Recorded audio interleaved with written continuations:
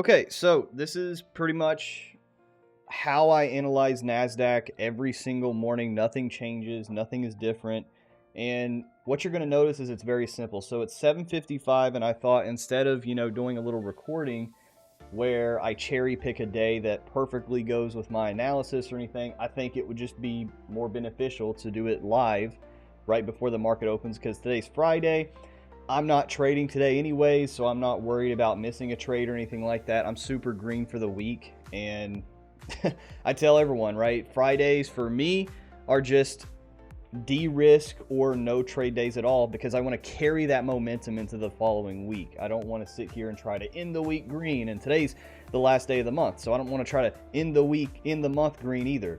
Has no benefit to me. I've done all the work I need to do, and today I'm going to relax. So we're right before the close of the 7 o'clock candle. My session starts between 8 to 11:15 a.m. EST. Why is that, right? Let's start from all the way to the top down.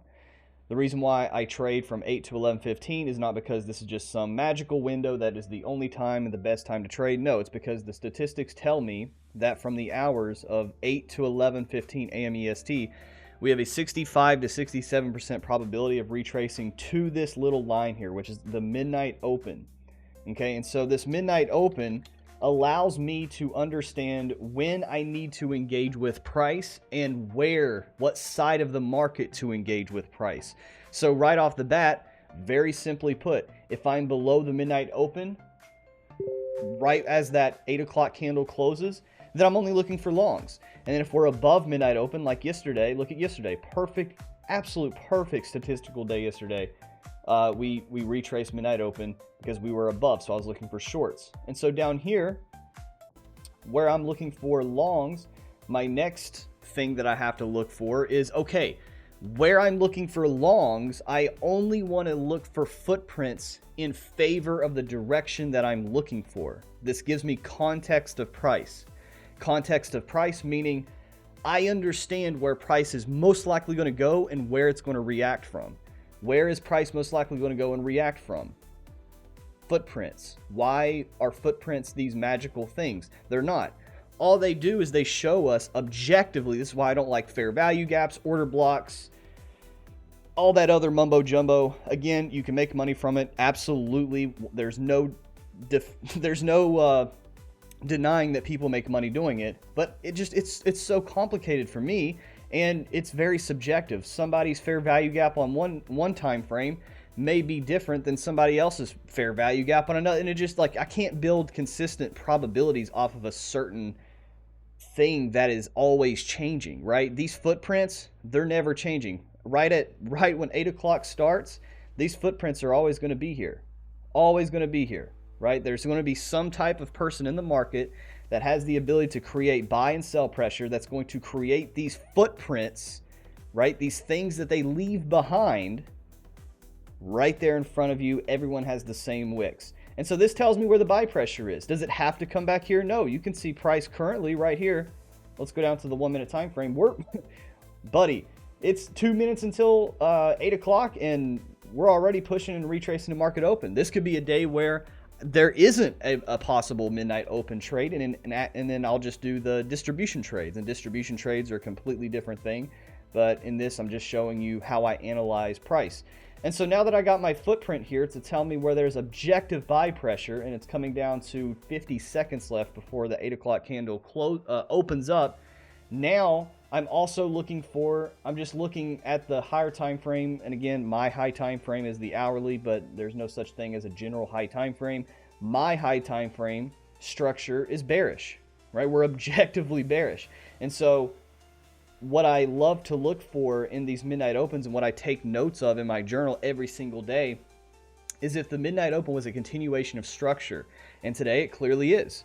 You can see right here. Then I tell people all the time too, with the midnight open, all this midnight open really is it's the fluctuation of the daily candle. That's why it's so powerful. And in addition to that, it's also just a really nice continuation of market structure. Look at every day this week. You see midnight open right here, boom, right here, boom, right here. These retracements are just continuations or shifting of structure, right? We were creating bullish structure here. we had the midnight open here, we retraced, and we decided to then react off that. And instead of going, because the market only moves 3 ways, instead of continuing to make higher highs and higher lows, we make a lower low, breaking this protected low, and we come up, fell to make a new high, and then we start bearish, right? You can see that right here. The market only moves bullish, bearish structure, or consolidation. This is the only way the market moves. It will never move any other way. And so look at the next day. We have midnight open right here. Motivation to come up and retrace. We didn't retrace fully, but guess what? I don't try to capture every move.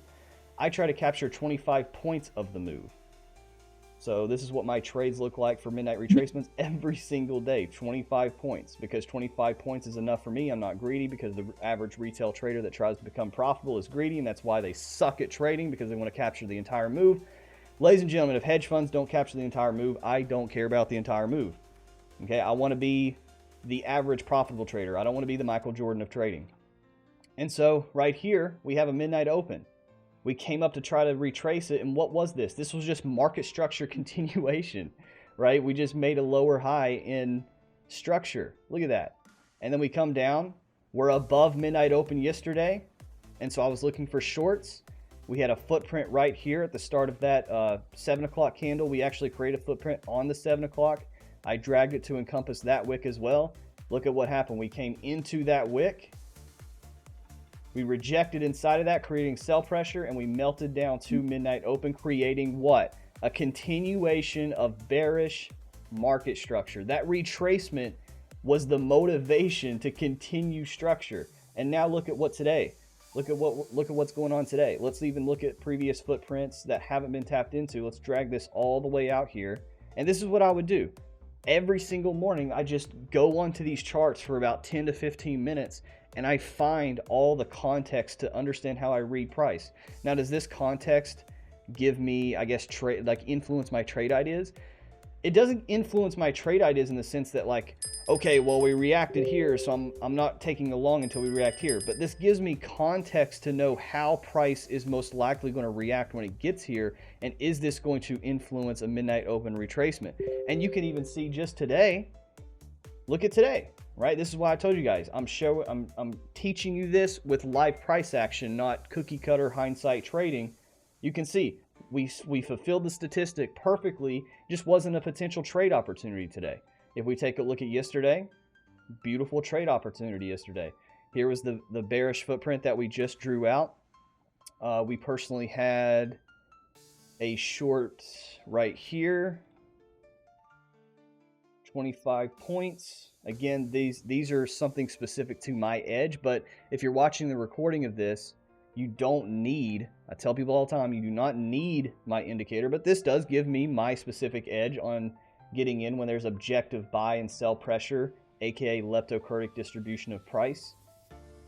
25 points right there, and then we just melt 25 points and I'm done. I'm not sitting here trying to ride this whole move out. I'm not trying to one day get 50 points, another day get 80 points, another day get 100. I want something consistent that I can consistently get, so that way my equity and my equity curve and my returns are consistent as well. So yesterday was a really great example of midnight open when it comes to a potential trade opportunity, and then today just no trade opportunity for a midnight open retracement, but a trade opportunity for distributions. And now this is another part of me analyzing what I'm going to be looking at. I go on a 12-minute time frame. Why? Not because it's a specific time frame that's special. It's because my indicator here will show me around 170 to 180 of the past days. Why do I only want to know 170 to 180 days? And why don't I want to know years of data like the midnight retracement? Because the midnight retracement is just a single line that price wants to retrace to.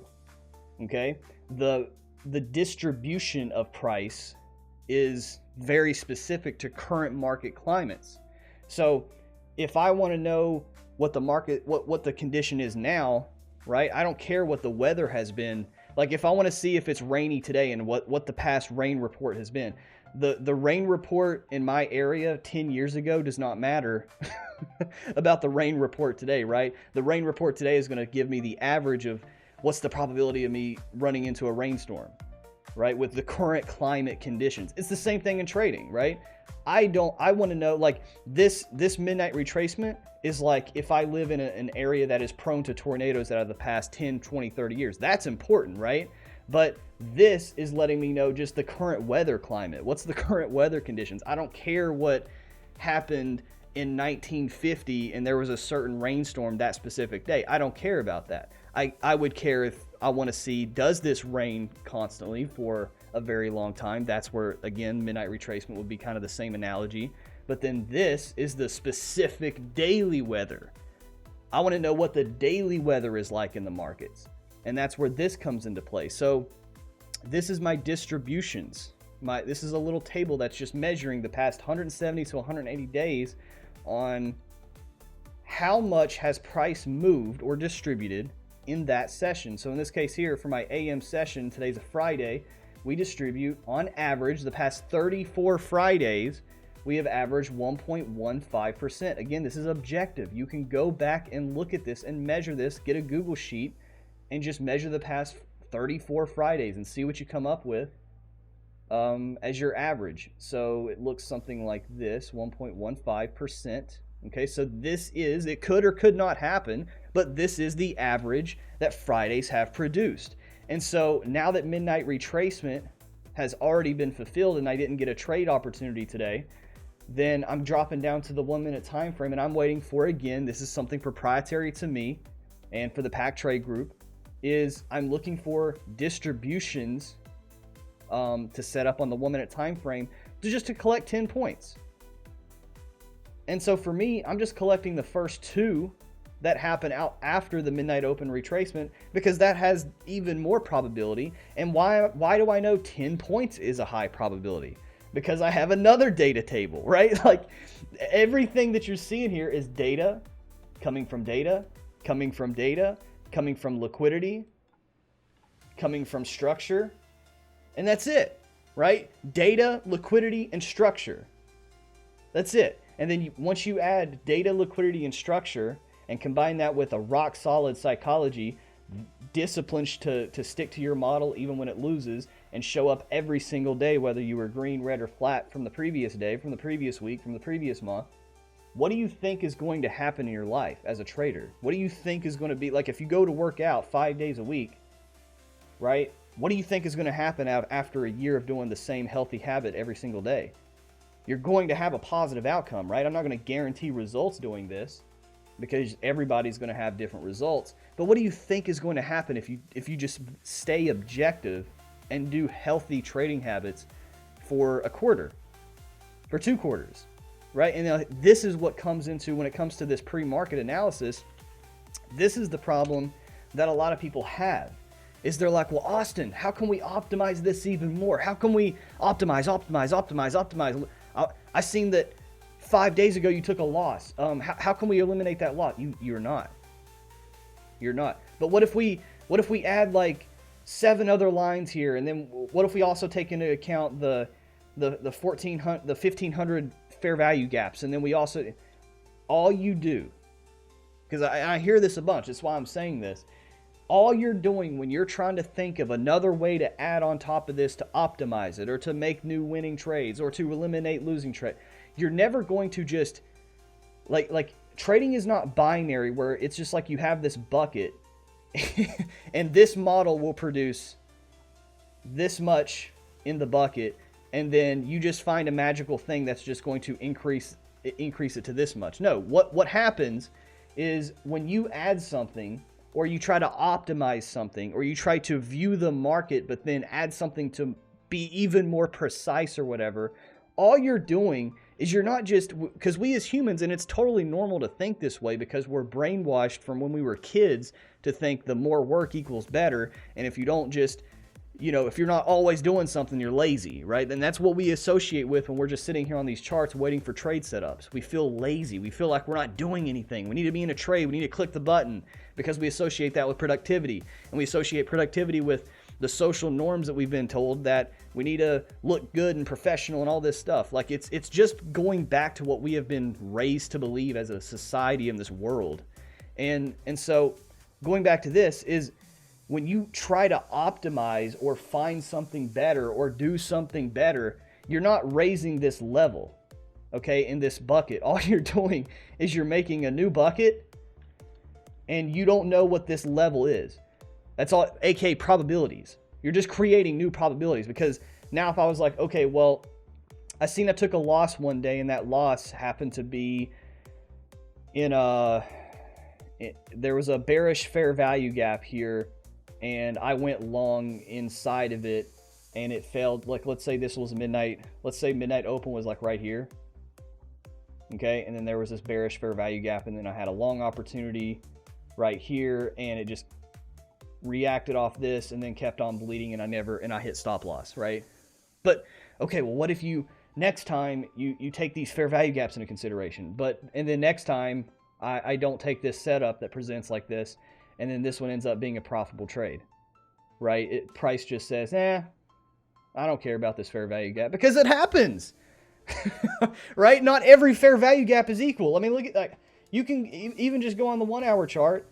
There's hundreds of fair value gaps that haven't been respected. Look at that. We literally just came up and then melted right through. Like, again, I'm not trying to demonize it. I'm just using one singular thing that a lot of people try to do, which is fair value gaps. But I'm not demonizing it at all. Again, you can make money doing it.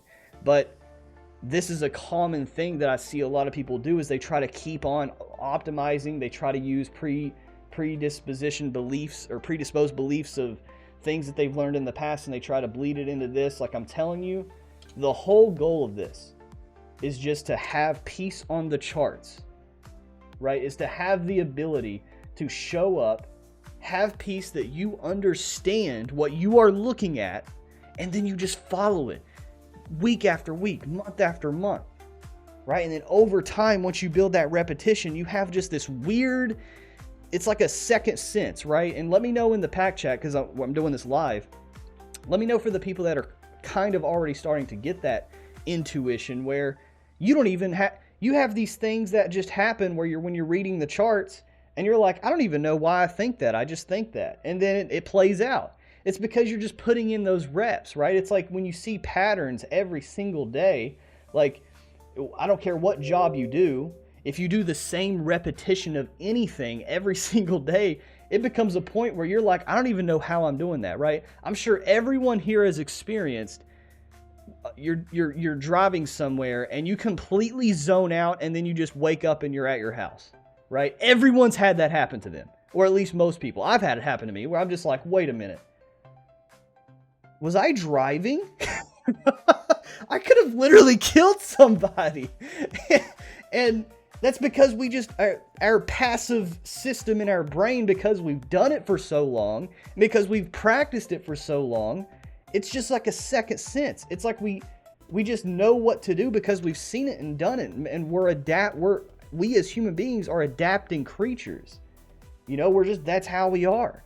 And so it's just in our genetic DNA to passively start to do things that we grow through repetition, right? Like if you're weak and you can't even bench press, 100 pounds, but then, I'm not saying that's weak if you can't. I'm just saying if you are genetically weaker and you can't even get 100 pounds off the bench, but then you keep doing 50-pound bench presses for 5 weeks, don't you think that 100 pounds is going to feel a little easier, right? Because you have adapted to that weight through repetition.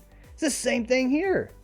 If you do just this bare minimum every single day and watch how price reacts these footprints and retraces to this midnight open, buddy, it's the most peaceful thing in the world. You mean to tell me I don't have to start here at the weekly? All right, on the weekly we're this, and then I also have to make sure I understand correlated assets as well. So we got to look at the Dixie. Okay, guys, so we're looking at, I'm being serious. I'm not trying to joke right now. This is what people do, and I can't even keep up with it. They're like, okay, well, we're on the Dixie, and the Dixie, we're looking bullish here pre-market. Let's go to the hourly. On the hourly, we're looking, I don't know, we're making a lower low, so we're looking bearish. So I don't know if we're looking bearish here and looking bearish here, I don't know if I want to do that. And then we drop down to the hourly here, and well, we got an SMT right here, and then we're doing this and that and this and that. Like, dude, it's like you have to write an APA-cited 7-page journal. I said that yesterday on Twitter, to take one single trade. It's like, do I want to do that for the rest of my life? You know what I mean? Like, do I want to sit here and and talk in tongues every single day to take a single trade? Like, I don't want to do that. It may be good for some people. Some people are so analytical, they need to do that. They need to have all this giant analysis for the day. But I don't want to do that because I operate 2 levels above my current self. That is what has allowed me to grow. That is what has allowed me to just become even more evolved in any industry that I put myself in, is I just want to operate 2 levels above myself. And I'll end with this when it comes to this pre-market analysis, and what I do is I want to operate from the mental understanding that I'm trading $10 million right now. I am a $10 million trader. I'm going to act like a $10 million trader. I'm going to do the things that a person with $10 million would have to do. I'm going to be disciplined like a $10 million trader. I'm going to be psychologically mature as a $10 million trader. I'm going to act like a $10 million trader, and eventually I'm going to adapt through repetition to become that. Through working hard, through doing the same thing every day, and all these little bits and pieces that kind of come up in together. And so I think the biggest thing, and I'm ending with this, is when it comes to pre-market analysis, when it comes to trading, when it comes to any of this, is people operate from the lens of just their current level. They operate from, I need to win today's trade.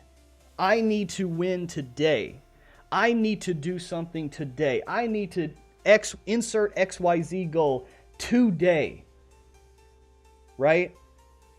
They're thinking in the terms of a retail trader of $1,000. Right? That may be you, and there's nothing wrong with that, but you need to operate levels above yourself and ask yourself, do I want to be through this much stress when I'm $10 million deep? Because if we're all here just to have fun, it's a free market. Have fun. Do whatever you want to do. But if you're here to be a professional trader, you want to give yourself and your family financial freedom, you want to sit here and enjoy what you do, and you're going to have to do this for decades, because you're not going to get rich in a year of trading. You're not going to get rich in 5 years of trading. And if you understand that, then you're going to be here for a while. And so you have to operate for the future, not for the present. And I think that's another thing that's kind of just leveled up my trading. And it's what's leveled up me just as an entrepreneur, is I have always operated from the mindset of 2 levels above me, 2 echelons above me. When I was in the military, I always operated 2 ranks above me. If I was a specialist E4, I was acting like a platoon sergeant. Once I was a platoon sergeant, I was acting like a first sergeant. Like, I was always wanting to be the person or the goal 2 ranks above me. And so I hope this was helpful for you guys. I see some, if you guys have questions in the chat, please ask them. I seen Danny says, this is amazing, Austin. Before you cut off the recording, can you do a 30-second recap of the mechanics of each step? Yes, 30-second recap. Number 1. Let's delete all this. Number 1, right before 8 o'clock, I'm drawing the footprint that is closely related to price. Okay, why? Because if we're below midnight open, I'm only looking for longs. So I'm only looking for a bullish footprint. If we are above midnight open, I'm only looking for shorts prior to 8 o'clock. So I'm only looking at the footprints prior to 8 o'clock. That's going to cause that short to have the catalyst. Okay, so step number 1 is just, are we above or below midnight open? Above, looking for shorts. Below, looking for longs. And it's kind of funny, we've had 2 inverse days like this, so I can go over both perspectives in the same chart. Number 2, okay, find the footprints that closely relate. And why is this, right? These footprints are telling us where there is objective sell and buy pressure, objective areas where people are going to cause an influx of either buying or selling, okay? And then that gives me the context of where price is most likely going to go. Number 3 is get my distributions for the day. Distributions for the day allow me to know the left and right limits of the market. They allow me to know the mechanics, or the guardrails, I guess you could say, of, okay, I don't want to, if I know, okay, that the last 34 Fridays has distributed 1.15%, okay, 1.15, okay, if I know that the average Friday, okay, and here's another thing, so if you're new, please listen to this part. If you're still failing, if you're still unprofitable, please listen to this. This is where people fail. They'll say, but Austin, today we made like a 1.2, 1. And we're keeping on going. I want to keep on longing. Do it. I mean, if you have a model that does, do it. But for me, I don't care about this. This is just noise. If we get above the average distribution of a Friday, okay, then I don't want to long here. We could still absolutely skyrocket. Statistics are not about predicting. They're about letting you know the environment that you're in and how to adapt to that current environment. And so for me, I'm looking for shorts only here. Why? Because statistics tell me that if we operate in a range looking like this, and then price goes outside of that range, most likely we're going to revert back to that range. And then I'm only capturing 10 points. Because NASDAQ is very volatile, I'm only capturing bite-sized 10-point pieces of that move. If I wanted to do more, I could, but I'm using the data and letting it and telling me when I need to, what my profit targets have to be. And 10 points is very high probable for the distribution that my indicator can provide. And then vice versa, if we break the lower side of this range, I'm only looking for longs. Even if we keep on melting. This could be, I told people in my Discord yesterday, I will lose this trade and still be happy. This is the difference between somebody that's profitable and somebody that literally is always living for the next trade. We could keep on selling off outside of this range and I take a long here and I get stopped for the day. I will still take that trade 20 times out of 10 than to try to deviate away from my plan and go short here and get a quick scalp.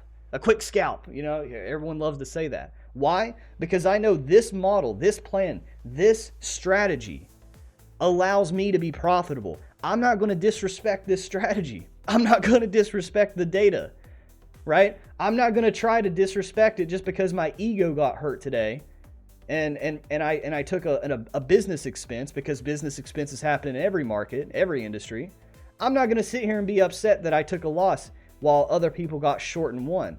I'm not an idiot for losing a trade, just like how somebody else that trades differently than I do, they're not an idiot because they lost today while I won.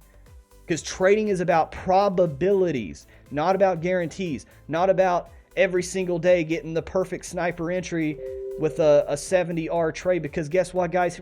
Hedge funds aren't getting sniper entries. Institutions are not getting sniper entries. People at Wall Street are not, that move the market, they're not sitting here shooting for 15R trades, right? They're moving with the market and they're getting bite-sized pieces every single day, while retail gets chopped up trying to get the perfect entry, while retail tries to deviate and strategy hop every single day. That's what retail's doing. And I don't want to be like retail, right? I am retail. But what did I say? I operate 2 levels above me. I'm operating like I am a $10 million funded, live funded, not bullcrap prop firm simulated money. I'm talking about $10 million. If I was to trade $10 million today, how would I be and how would I act? And that's what I'm doing. So I hope this was helpful for you guys. We're now 28 minutes long, so I didn't want this to be super, super long. It's a Friday, freaking extended weekend. This is why I love trading, because it gives me the ability to say, you know what? I'm taking an extended weekend. Why? Because I earned it. I did it myself, and every decision that I've made this week has 100% been mine, not influenced by anybody else. And I'm going to take an extra day off. So I hope you guys have a wonderful rest of your day. Have a great weekend if you're here live with me. And let's kill next week, man.